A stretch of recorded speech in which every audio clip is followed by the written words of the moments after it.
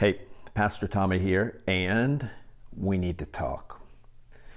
You know, normally I come in all enthusiastic and ready for, here's your weekly update and the sermon teaser. I've got something else on my heart today, something that's been bothering me and continues to bother me, and I'm sort of done being silent about it. So the issue that we have going on, we've been in COVID for over a year and a half now, and the question is, are we anywhere close to the end? And the answer is, it seems to be that we are getting close to the end. Maybe if we were in a marathon, it's like we're mile 20, right? And are we going to hit the wall, or are we not going to hit the wall?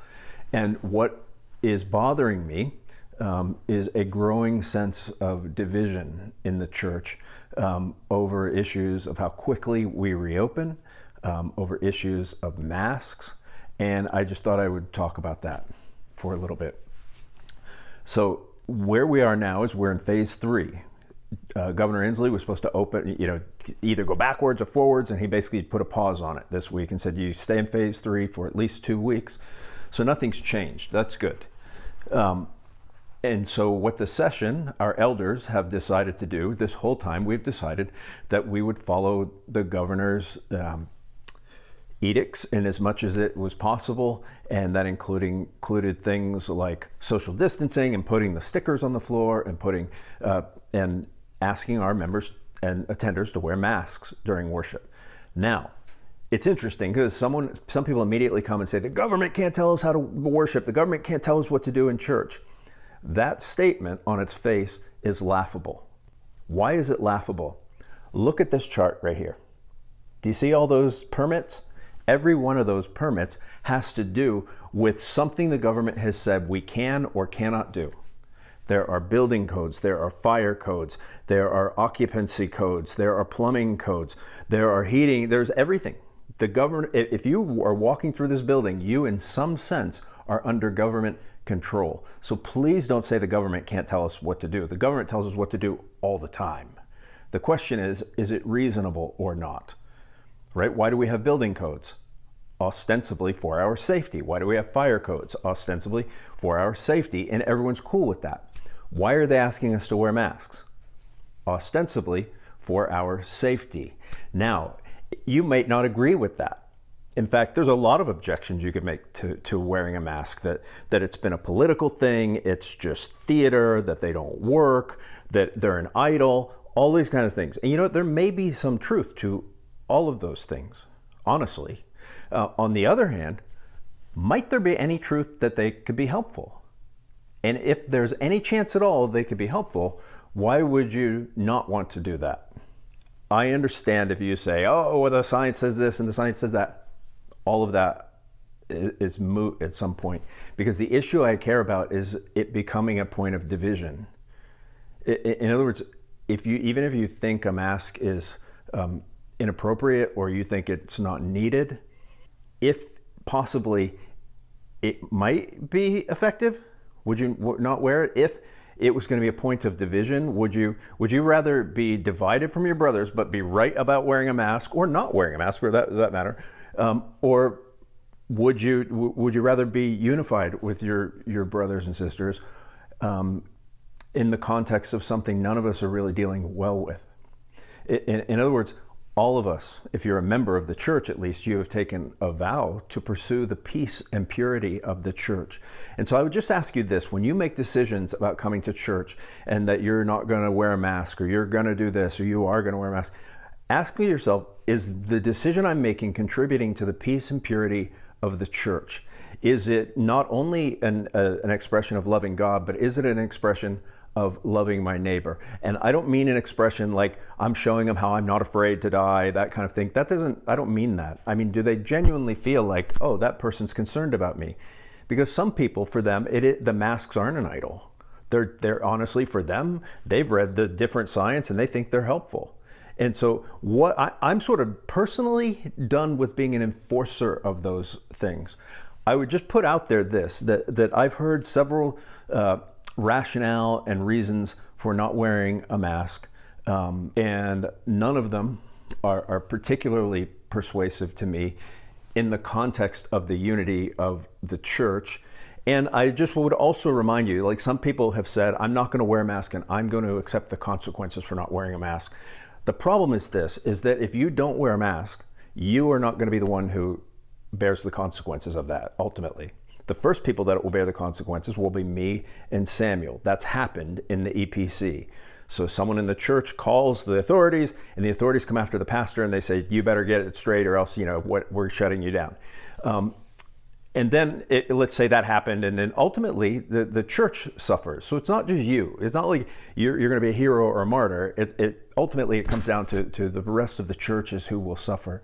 And so keep that in mind. If you're okay with that, I guess that's an issue of your conscience. Because one of the things, whether you are a mask wearer or a mask non-wearer, one of the great things about the EPC, the Evangelical Presbyterian Church, is our motto. And what is our motto? Our motto is in essentials, unity, in non-essentials, liberty, and in all things, charity. And so is mask wearing an essential to the gospel? Absolutely not. Are we unified in the gospel? That's the first thing we have to ask. And in non-essentials, is there liberty? I would argue that masks are non-essential. I would also argue that they're sort of like a weird thing, because like if your preference is organ versus drums or not, that doesn't potentially become a health issue, and we haven't been sold that as a health issue. You just need to keep that in mind. And I would encourage you, I would actually exhort you, and if you need a rebuke, to stop being so judgmental. And how do I know you're judgmental? I know you're judgmental because every single time I talk to someone who is not wearing a mask, frankly, they say things like, oh, the rest of these people are chickens, or the rest of these people are idolaters, or the rest of these people. If that is your mentality, you are not wearing a mask for the wrong reason. And conversely, if you are wearing a mask and you look at people who aren't wearing a mask and you make similar judgments about them, that they're unloving and they're hateful, some people may actually have medical conditions that keeps them from wearing a mask, which leads to my next point. Ironically, after everything I've just said, I also am coming to tell you that as of this coming Sunday, I personally will not be wearing a mask in church. Why not? Well, as many of you know, I'm hearing impaired, and it's getting worse. Like, for example, my wife knows this, like the ringing that I hear in my ears all the 24 hours a day is louder than any other sound that comes into my head. And so I always have a choice of, do I wear a mask today or do I wear hearing aids today? I can't wear both at the same time, which is probably why they made hearing impaired people exempt. So on Sunday mornings, as attendance gets larger and larger, it's harder for me to be able to hear anybody. And some of you have noticed, like, I'll have to have my wife with me and I'll lean over and be like, what did they say? And so I need to be able to hear you. Now, is that healthy for me not to wear a mask, even though I'm exempt? Well, if we follow the science, it is, because also a couple weeks ago, I was vaccinated. And so, all the stuff, the vaccines are controversial, but if we follow the science and I am vaccinated, anyone who's vaccinated should in fact be fine. That said, I won't be wearing a mask and I am vaccinated, if that makes you feel any better. Last thing I will say, because this is a long update, is that for many of you who have not been to church yet, maybe it's time for you to come back. How do I know that it might be time for you to come back? Ask yourself this. Are you not coming to church on Sunday morning because it's like sort of cool? I actually liked staying home on Sunday mornings when we were doing it, when the church, we weren't doing public worship. But if you are a believer, you need to be in worship publicly with either our church or some church, if it is possible. If you're immune compromised, all the typical things, then don't come. But if you're willing to go out to restaurants to eat, if you're willing to run up to Target to do a little shopping, and you're not coming to church on Sunday, I would really ask you to consider maybe it's time for you to come back. Finally, what are we talking about this week in the sermon? Basically, I had 1 week to kill between a new sermon series, and I thought this would be a great week to talk about passing on the faith. What does it mean to pass on our faith to other people? What does it mean to pass on our faith to our children? Unfortunately, at least according to the data, about 50% of people don't do that great of a job with it. And so I don't want that 50% coming from our church. So I love you. I miss you. I hope to see you all this weekend. Pastor Tommy out.